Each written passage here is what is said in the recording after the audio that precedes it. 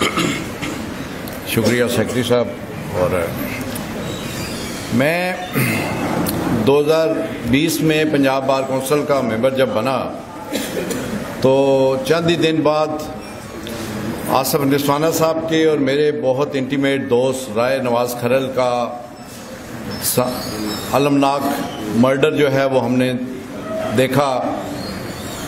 اور وہ بھی انصاف کی تلاش میں کوشش کرتا رہا، اور اس کے مرڈر کے بعد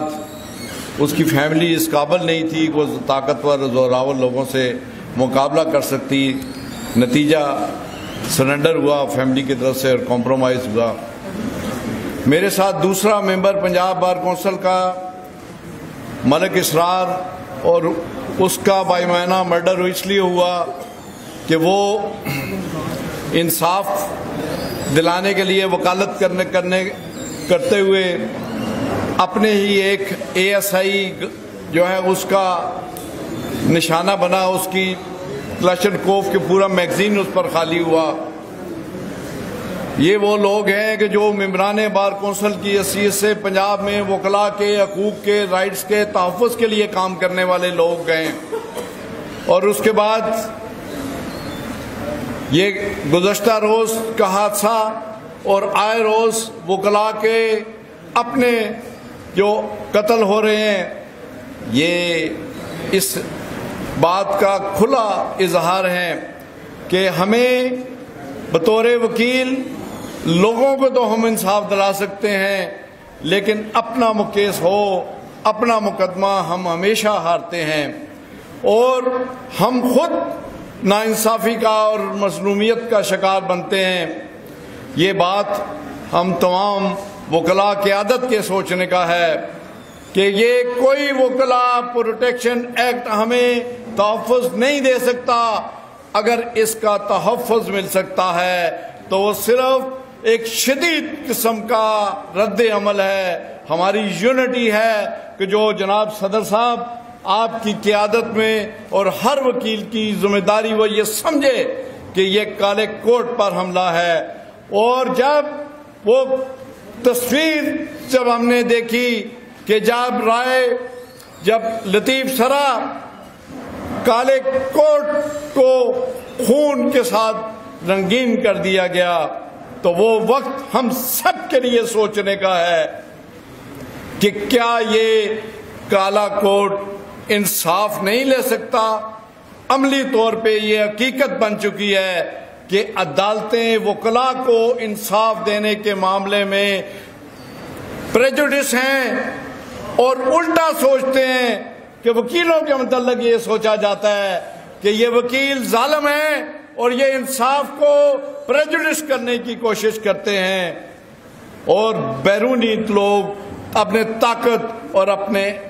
زور کی بنیاد پر وہ ناانصافی دلاتے ہیں اور عدالتیں انصاف نہیں دے رہی. میں اس پہ بہت کچھ کہنا چاہتا ہوں، لیکن آپ نے ایک اور اہم معاملہ بھی آج ٹیبل کیا ہے، اور وہ معاملہ ساری امت مسلمہ کا معاملہ ہے، وہ ساری انسانیت کا معاملہ ہے. ہمیں اس بات کو دیکھنا اور سوچنا اور سمجھنا ہوگا کہ یہ منصوبہ کوئی محض ایران پر حملے کا نہیں ہے. یہ نیتن یاہو کا پورا منصوبہ گریٹر اسرائیل کا وہ بنیادی خواب ہے کہ جس کو ایگزیکیوٹ کرنے کے لیے وہ غزہ پر بھی چڑھ دوڑا ہے، اور وہاں کے مسلمان نہتے لوگ کہ جو خوراک کے سینٹر پر راشن حاصل کرنے کے لیے اکٹھے ہوتے ہیں تو وہ بھی بمباری کا شکار بنتے ہیں، اور نہتے غریب اور مظلوم بچے، عورتیں، انسانیت کے کسی معیار پر بھی ان کا قتل نہیں ہو سکتا، وہ بھی جام شہادت نوش کرتے ہیں. اور ہم مسلمان ہوتے ہوئے، پاکستانی ہوتے ہوئے خاموش ہوتے ہیں، اور یورپ میں اور ایون امریکہ سے آوازیں آتی ہیں انسانیت کی بنیاد پر کہ یہ ظلم بند کرو، یہ تشدد بند کرو. ہم خاموش رہے، اور پھر جب ہم پر حملہ ہوا، انڈیا اس کے پیچھے اسرائیل تھا. ہر آدمی جانتا ہے کہ اس کی پشتیبانی اسرائیل کر رہا تھا، اس لیے کہ وہ گریٹر اسرائیل کا پلان کا حصہ تھا. اور گریٹر اسرائیل کا پلان جا کے کہاں حرم اول سے دے کر یہ آج آپ کے خانہ کعبہ پر جا کر اس ختم ہوتا ہے. آپ لوگ جانتے ہیں ان کے منصوبوں کو پڑھیے، وہ وہاں تک پہنچنے والے ہیں. اور اگر ہم یہ توسعات کی جنگ میں اور ان حدود کی قید میں رہے کہ جس میں ایران کے معاملے میں سفارتی بیانات جاری کر کے اپنے لوگوں کو خاموش اور ٹھنڈا رکھنے کی کوشش کی، تو یہ وقت ان کا نیتن یاہو کا وہ بیان جو ہے آپ آن ریکارڈ ہے، وہ ویڈیو انٹرویو کہ جس میں اس نے ایران کے ساتھ پاکستان پر الزام لگایا ہے. ہمیں آنکھیں کھولنی چاہیے اور شعور کی آنکھ کے ساتھ، جرأت اور دلیری کے ساتھ، اگر ہم اتنی جرأت نہیں ہے کہ ہم ان کی عملی مدد کریں تو ہم اعلانیہ نہیں خفیہ مدد کریں اور ان کے پوری طرح ان کو سپلائی کریں، ان کو اپنی ساری فورسز دیں. میری بہن نے کہا وہ شریف جو ہے وہ رحیل شریف کہاں ہے جو 40 ممالک کی افواج کا سربراہ بنایا گیا؟ وہ کچھ بھی نہیں ہے. ہمیں سعودی عرب سے کوئی توقع نہیں ہے. اگر کوئی توقع ہے تو ترکی سے ہے، ایران سے ہے اور پاکستان کے عوام سے ہے کہ یہ لوگ اٹھ کھڑے ہوں. اور آج ضرورت اس بات کی ہے کہ آج 1970 کی طرح سمٹ کانفرنس بلائی جائے اور پاکستان میزبانی کرے. شہباز شریف صاحب، آپ کے اعلانات، آپ کے سفارتی کارگزاریاں اور قومی اسمبلی میں بیانات ناکافی ہیں. ہمیں جرأت اور دلیری کے ساتھ پورے عالم اسلام کو اور عالمی دنیا کو پکارنا ہوگا اور پیچھے ایران کے کھڑا کرنا ہوگا. اگر ایران کا قصور یہ ہے کہ وہ ایٹامک پاور ہے بننا چاہتا ہے اور بن چکا ہے تو اس کو ختم کرنے تک تو یہ آٹمی قوت یہ ہمیں حاصل ہے اور یہی ہماری پروٹیکشن ہے. میری بہن نے ٹھیک کہا، اگر یہ ایٹمی طاقت ختم کرنی ہے تو پھر یہ امریکہ از خود اس کا آغاز کرے. اگر نہیں ہے تو مائٹ از رائٹ کی اس دنیا میں ہر کسی کو یہ حق حاصل ہے کہ وہ ایٹمی پاور بھی بنے. اور وہ ایٹمی پاور اگر ہے تو اس کی بچت ہے، اس کا تحفظ ہے اور اس کا ڈیفنس ہے. آج ہمیں جو ہے اس بات کا عہد کرنا ہے صدر صاحب کہ اگر آپ نے اس ایشو پہ بات کرنی ہے تو یہ ایران پر حملہ نہیں ہے، یہ پوری امت مسلمہ پر حملہ ہے، یہ پوری انسانیت کی اقدار پہ حملہ ہے کہ 200 جہاز آپریٹ کہاں سے ہوتے ہیں؟ آپ کے اسلامی ملکوں سے، اردن سے ان کا وہ استعمال ہوتے ہیں اور وہ آ کر وہاں جو ہے ٹارگٹ کرتے ہیں. آج ہمیں اس بات کو ذمہ داری کے ساتھ کھڑے ہونا ہے، جرأت اور دلیری کے ساتھ کھڑے ہونا ہے. اور میں یہ کہوں ہمارے سپہ سالار فیلڈ مارشل صاحب، یہ آپ کو اگر یہ ملک عزیز ہے، اس کا ڈیفنس عزیز ہے تو ایران پر حملے کو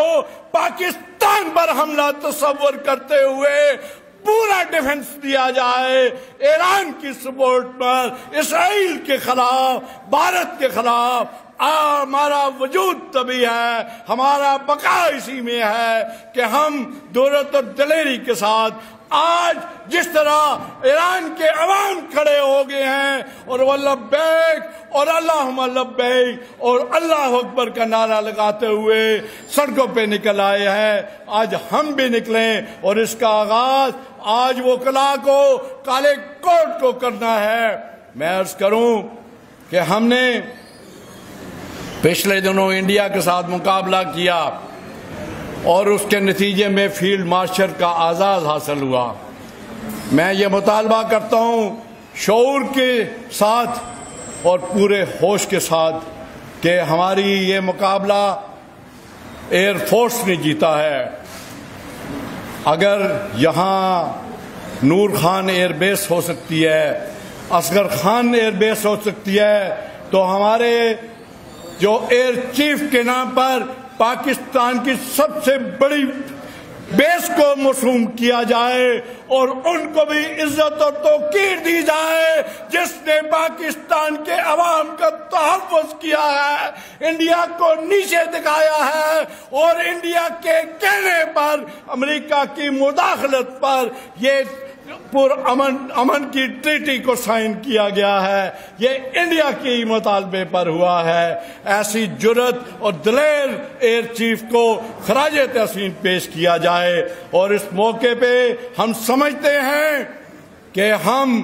سلام پیش کرتے ہیں ذوالفقار علی بھٹو کو کہ جس نے وہ پروگرام بنایا، اور ڈاکٹر عبدالقدیر خان کو کہ جو محسن پاکستان ہے اور روتے ہوئے آنسوؤں کے ساتھ اس ملک میں اللہ کے پاس چلا گیا، جس کی ہم نے قدر نہیں کی، کہ جس کی وجہ سے یہ تحفظ ہے۔ اور انہوں نے 10 دن پہلے فوت ہونے سے پہلے مجھ سے ایک ملاقات میں کہا کہ یہ انڈیا، توفیق صاحب، میں نے ایسا انتظام کر رکھا ہے کہ 5 منٹ کے اندر انڈیا کا ہر اسٹیشن، ہر بیس، ہر ہیڈ کوارٹر، ہر شہر اڑا کے رکھ دیں گے، اور ان کو پتہ ہے،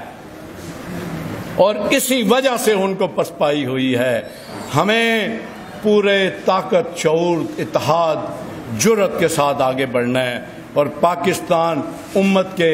دفاع کے لیے اپنے اتحاد کو مضبوط کرتے ہوئے پوری امت کے اندر ہمیں پاکستانی عوام کے اندر